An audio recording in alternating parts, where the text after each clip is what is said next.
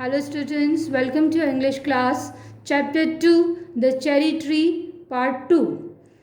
In the second part, this time monsoon comes early, so the cherry tree grew quickly and it was 2 feet high. One day a goat entered into the garden. She ate all leaves of the plant, so some branches and stem left with the plant. So this was the time when the boy became very sad. But what grandfather said? He said, "It's okay, never mind. Don't be upset. Cherry tree are very tough. It will take some time, but one day it will definitely grow." What happens? At the end of the monsoon, the cherry tree was very developed. Gradually it was growing, but there was another challenge. What was that challenge? In the second challenge, the woman was cutting the forest and she cut this cherry tree into two. So now what happened? The cherry tree was cut into two. Again the boy was upset. What he want? He wanted to develop the cherry tree quickly. When he saw all these challenges, he was broken. He was very upset. By this time he loses all his hopes. He was thinking that this tree will not survive, it will die.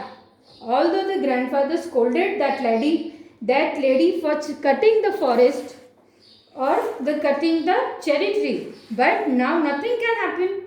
Boy told his grandfather that the tree will die. Now the grandfather was also upset. He also said, maybe they both lose their hopes. By the time summer comes, it again grows green leaves. Now Rakesh was grown to 8. In this season, Rakesh takes good care of cherry tree. In the rainy season also, Rakesh waters the plants. It shows his concern for the tree. Now this time winter comes early and snow falls. In this snow falls, this time the cherry tree bent down with the weight of the snow. The cherry tree bears. In the February, it was Rakesh's birthday. He was 9 and the tree was 4. One morning, the grandfather went into the garden. He notices that a pale pink blossoms at the end of a branch. He called the Rakesh to come quickly, otherwise it will fall. Blossoms means flowers. After flowers, fruits are going to come. So then the tree grows taller than the boy and the grandfather. Second part में हम पढ़ रहे हैं कि monsoon जल्दी आ जाता है और चेरी ट्री है वो जो बड़ा हो रहा होता है. जब ये 2 फीट का हो जाता है तो एक दिन एक बकरी गार्डन के अंदर घुस जाती है और वो उसकी सारी पत्तियां खा जाती है. सिर्फ ब्रांच और स्टेम यानी तना उसका और उसकी शाखाएं बच जाती हैं. जैसे ही राकेश ने इसको देखा तो वो बहुत उदास हो गया. उसने उसको उदास देखकर दादाजी ने कहा कि जो चिंता मत करो, चेरी ट्री जो होते हैं वो मजबूत होते हैं, वो बढ़ जाएगा. और उनके ऐसा कहने पर राकेश ने उस पर ध्यान देना छोड़ दिया और धीरे धीरे मॉनसून आ गया. जैसे ही मॉनसून का सीज़न आया, चेरी ट्री फिर से धीरे थोड़ा बढ़ने लगा. और जैसे ही मॉनसून आया तो क्या हो गया, उसके पास एक दूसरा चैलेंज आ गया. दूसरे चैलेंज में क्या हुआ कि एक दिन जो लेडी फॉरेस्ट काट रही थी, जो लकड़ी काटने वाली औरत है, लेडी है, उसने जंगल में लकड़ियाँ काटते काटते उसने चेरी ट्री को भी काट दिया. उसने चेरी ट्री के 2 हिस्से कर दिए. जैसे ही राकेश ने इसको देखा और जैसे ही वो उस पेड़ को काट रही थी, दादाजी ने उसको देख लिया और दादाजी ने बहुत ज़ोर से उसको चिल्लाया, उसको डांटा. पर अब क्या हो सकता था, चेरी ट्री तो कट चुका था. राकेश ने जब इसको देखा तो राकेश अब फिर से बहुत उदास हो गया और इस बार वो उसके साथ साथ दादाजी भी उदास हो गए. उसको ऐसा लगा कि अभी चेरी ट्री जो है कभी बढ़ेगा ही नहीं. उसने दादाजी से कहा कि दादाजी मुझे लगता है कि अब ये चेरी ट्री मर जाएगा, अब ये बड़ा नहीं होगा. तो दादाजी ने भी जवाब दिया कि शायद, यानी दादाजी को भी अब विश्वास नहीं बचा रहा था कि चेरी ट्री बढ़ेगा. दोनों ने अपनी आशाएं छोड़ दी थी चेरी ट्री के बढ़ने की. पर उसके बाद क्या हुआ कि गर्मी की सीज़न आ गई और ये धीरे धीरे वापस बढ़ने लगा, उसके ऊपर ग्रीन पत्तियाँ फिर से थोड़ी थोड़ी करके चेरी ट्री पर आने लगी।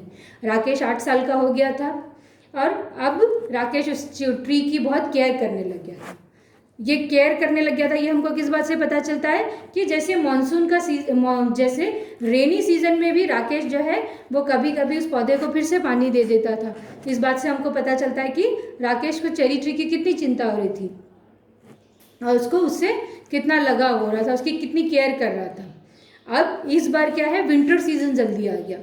जैसे विंटर सीजन आ गया, बर्फबारी होने लगी, बर्फ गिरने लगी और बर्फ के गिरने से, बर्फ के वजन से चेरी ट्री फिर से बेंट हो गया, मतलब झुक गया। अब चेरी ट्री बेचारा क्या क्या चीज़ों को बर्दाश्त कर रहा था। उसने पहले तो उसने उसकी पत्तियां बकरी खा गई, फिर उसको वुड कटर लेडी ने उसको काट दिया और अब बर्फबारी हो रही, बर्फ़ का वजन वो झेल रहा है। अब फरवरी मंथ में राकेश का बर्थडे आया और राकेश 9 इयर्स का हो गया और चेरी ट्री जो है वो 4 इयर्स का हो गया।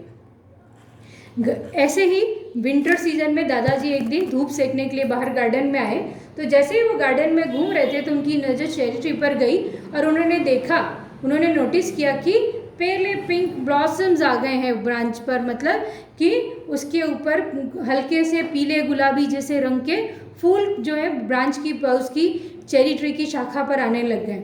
तो उन्हें बहुत खुशी हुई। उन्होंने तुरंत राकेश को आवाज़ लगाई, राकेश कम क्विकली, राकेश जल्दी आ जाओ नहीं तो शायद ये वापस गिर जाएंगे।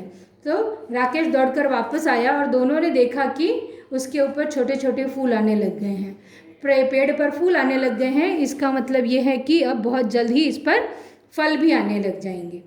इसके आगे की कहानी हम अगले पार्ट में पढ़ेंगे। It's okay for today. We will continue in the next class. Okay, bye.